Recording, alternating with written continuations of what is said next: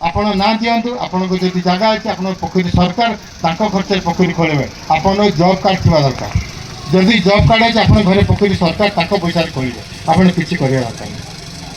ତେଣୁ ଏଇ ଯେଉଁ ଯୋଜନା କହିଲେ ଆପଣ ପୋଖରୀ ଥିଲେ 18 ପ୍ରକାର ଯୋଜନା ଅଛି, ପୋଖରୀ ନଥିଲେ 6 ପ୍ରକାର ମଡେଲ ଅଛି, 24 ପ୍ରକାର ଅଛି। ଆପଣ ଯେଉଁଟା ଫିଟିଂ ହେବ ଆପଣ ସେଇଟା କରିବେ। ଆଜ୍ଞା ମୁଁ ଗାଈ ଆଉ ଛେଳି ମିଶେଇ କରିବି, ଆପଣଙ୍କୁ ଦିଆହେବ ନା ଆଜ୍ଞା ମୋତେ ଖାଲି ଗାଈ ଗଲା ଦିଅନ୍ତୁ, ଗାଈ ଆଉ ଚାଷବାସ କଥା ମୁଁ ବୁଝିବି, ଆପଣ ଖାଲି ଗାଈ ଦିଆହେବ। ଆଜ୍ଞା ମୋତେ ଖାଲି ଛେଳି ଦେବୁ, ଆଜ୍ଞା ମୋତେ ବତକ ଦିଅନ୍ତୁ, ମୁଁ କୁକୁଡ଼ା ରଖିବିନି, ବତକ ଦିଆହେବ। ଆଜ୍ଞା ମଇଁଷି ଦିଅନ୍ତୁ, ମଇଁଷି ଦେବୁ, କୁକୁଡ଼ା ଦେବୁ। ଆପଣ ଯାହା ଚାହିଁବେ ମା, ଆପଣ ଯେଉଁଟା ସୁବିଧା ଆପଣଙ୍କୁ ଆମେ ଲେଖାପଢ଼ା ହେଇଯିବ ଯେ ଏ ମା କି ଭାଇ ଏଇ ଜମିରେ ଏତିକି ଏତିକି ଜିନିଷ କରିବ।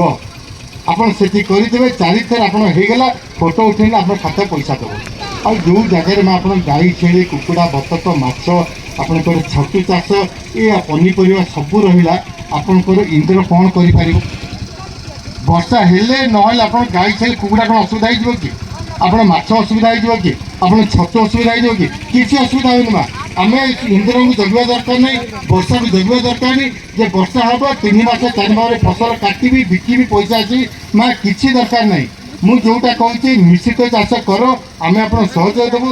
ପ୍ରତି 7 ଦିନ 10 ଦିନ ବେଶୀ ହେଲେ 15 ଦିନ ଭିତରେ ଆପଣ ଭେଣ୍ଡି ତୋଳିବେ ବିକିବେ, ଆପଣ ପନିପରିବା ତୋଳି ବିକିବେ, ଆପଣ ମାଛ ବିକିବେ, ଆପଣ ଗାଈର କ୍ଷୀର ଦେବେ, ଆପଣ ଛେଳିର କ୍ଷୀର ଦେବେ, ଆପଣ କୁକୁଡ଼ା ବତକ ଅଣ୍ଡା ଦେବେ, କେଉଁଟା ଦରକାର ବେଳେ ତାକୁ ଛୁଆ କରି ବିକିବେ।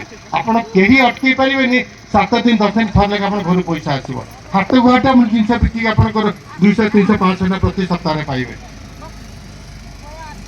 ସରକାର ଯୋଜନା କରିଛନ୍ତି କାହା ପାଇଁ ମା? ଯେଉଁଟା ଆପଣମାନେ ଖବର ପହଞ୍ଚି ପାରୁନି, ହୁଏତ ଜାଣିନଥିବ ଏଇଥିପାଇଁ ଯେ ଆମର ଯଦି ଷ୍ଟାଫ୍ ଅଛନ୍ତି ଗାଁ ଗାଁ ଘର ବୁଲି ପାରିବେ। ଗୋଟିଏ ଷ୍ଟାଫ୍ ଯଦି 4ଟା ପଞ୍ଚାୟତ 3ଟା ପଞ୍ଚାୟତରେ ବୁଲିବ, ଏବେ 5ଟା ପଞ୍ଚାୟତ ଗୋଟିଏ ଷ୍ଟାଫ୍ ଅଛି। 5ଟା ପଞ୍ଚାୟତ କେତେଟା ଗାଁ, କେତେ ଲୋକ, ଗୋଟିଏ ଲୋକ କୁଆଡ଼େ ବୁଲିବ ମା? ତ ମୁଁ ତ କହି ଭାଇମାନେ ମାନେ ଯେଉଁମାନେ ଯାଉଛ ନବରଙ୍ଗପୁର ଟିକେ ଆମ ଅଫିସର ଦେଖେନ, ଆମେ ଆପଣଙ୍କ ପାଖରେ ସବୁବେଳେ ପହଞ୍ଚି ପାରିବୁନି। ଯିଏ ପ୍ରକୃତ ଚାଷୀ ଟିକେ ପହଞ୍ଚି ଆମ ପାଖରେ ସାର୍ କ'ଣ ଏଥର ପ୍ରୋଗ୍ରାମ୍ ଅଛି, କ'ଣ ନୂଆ ଜିନିଷ କ'ଣ